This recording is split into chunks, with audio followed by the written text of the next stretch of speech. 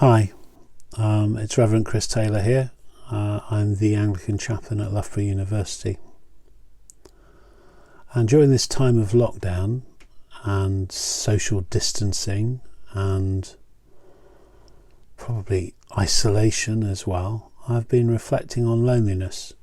Now, we've just gone through Easter, and from a Christian perspective, Easter, particularly Holy Week, is a time when we really do think as Christians deeply about loneliness and how lonely Jesus would have been undergoing his trial and his torture, his crucifixion, abandoned by his friends, or most of his friends, and left to die a lonely and painful death on a cross.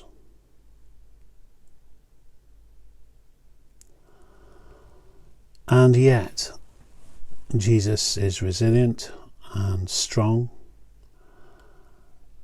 He copes, or maybe he doesn't, because one of the things that Jesus has all the way through his life is the knowledge that if no one else is there, God is there. And on the cross, he cries out, my God, why have you forsaken me?" And so maybe Jesus on the cross, in that agony, feels that he has been abandoned by God. Now, not everybody who's watching this is going to be Christian, and you know, that's a sadness to me, but it's a reality. So I think during lockdown we're all going to be getting a bit lonely. We're all going to be wondering, even if we're isolated with family, if we're shut in our houses with friends from university because we're still back in Loughborough or wherever we happen to be, it's still going to be lonely because we don't have that regular social interaction that we're all as human beings so used to, and that we also look forward to. I know from a personal perspective I'm missing hugs with my 3 children. They're all grown up now, but usually I see them at least once a fortnight, one or other or some of them, and I miss their hugs. I miss that closeness with people other than my lovely wife. I miss the closeness of my colleagues. Well, most of them anyway. No, I miss the closeness of my colleagues. I miss the interaction, the daily interactions with students and staff at the university where I serve as a chaplain. Earlier on today I was in my garden and I looked out over the fence to car park 5A, which is usually packed with cars, and it's empty. There was some gardening going on, bit of lawn mowing, but on this site where there are usually 24,000 folk, students and staff alike, busily going about their daily stuff. Today it seems there's hardly anyone, and it's not even as if the university is shut. It was shut last week, but this week there are people here going about their work, the essential folk, and I'm barely aware of any of them. And that's quite sad. How do I cope? How are we going to cope with the loneliness that inevitably will assail us? Because we're human beings, we're social animals. Well, for Christians, there's that awareness that God is present, and so we might sit quietly, we might pray, we might ask for direction, we might pray the lists of people that we pray for who are unwell, and other lists of places where there are problems. Undoubtedly we'd be praying for and giving thanks for the NHS and everyone else who works in the country keeping essential services going. Everyone else who works to support those who are suffering from or ministering to those who are suffering from the coronavirus.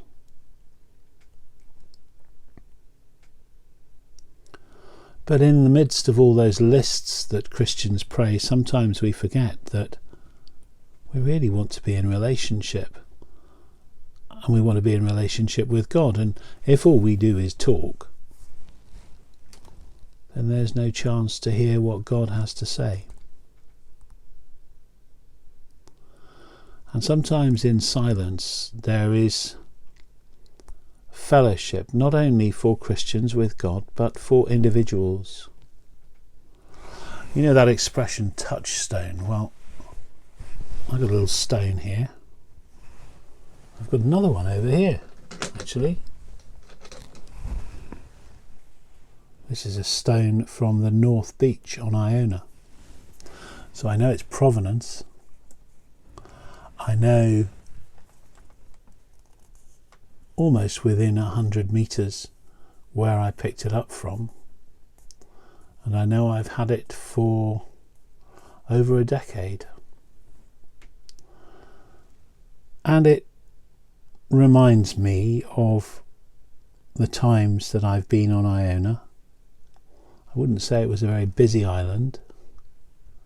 It's quite busy during the day, but it's very calm and peaceful of an evening. But I've met with people there, people who think deep thoughts, who revel in the silence and in the presence of God in creation on Iona. And so in this simple stone, I have this wonderful reconnect with people I've known.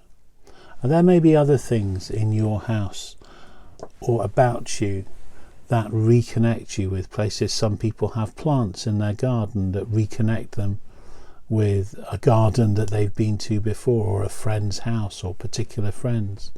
There may be music that you can listen to that reminds you of people that you're not seeing at the moment, but in a way listening to the music brings them to your door, brings them to your room. We all have telephones, we all have this new virtual connection, and that's fabulous. But sometimes just sitting quietly and reassuring ourselves that we are able to cope with this time of lockdown, that we are able to cope with these feelings that sometimes assail us, of loneliness, of inadequacy. Being able to sit quietly and know that we are strong, resilient, robust, loved and valued, capable,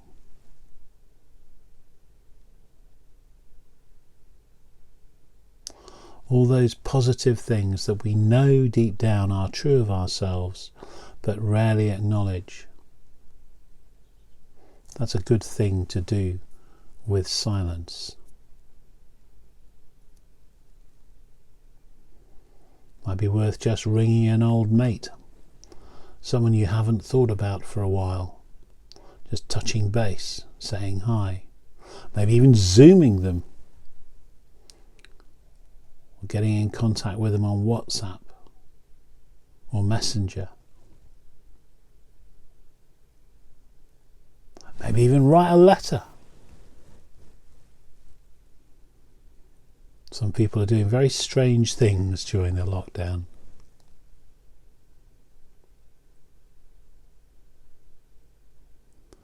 I found this picture of Iona,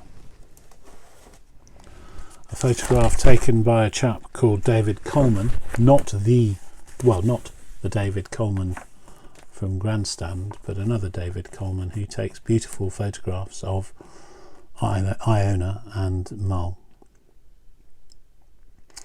And a reflection written by a member of the Iona community called Tom Gordon. And it says a lot about the human spirit. It says a lot about how strong we are in the face of incredible forces ranged against us. So here we go. It's called On Timeless Rocks, and I'm pretty sure that that photograph is also taken around the North Beach of Iona on a particularly gloomy evening by the look of it. Atlantic winds will blow, and waves with threatening might will crash upon my shore. But here I stand on timeless rocks that through the ages have withstood wild nature's force and yet survive. So too must I, for certainly, while on solid ground I stand, I know that wind and waves will not overwhelm me now.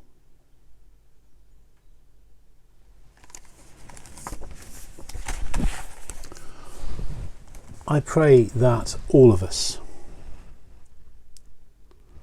will come through this period of lockdown with a greater sense of who we are, with a greater awareness of the power that resides within us and without us, the power in other people that sustains us, as well as our own resilience. I pray that we will treasure those moments of physical closeness with relative strangers and with close friends, the encouraging arm around the shoulder, the smile, the handshake.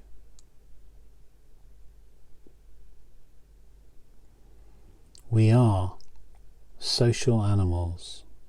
We relish proximity. And yet we're called at this time to keep our distance and to stay at home. I pray that we will all stay safe, stay well,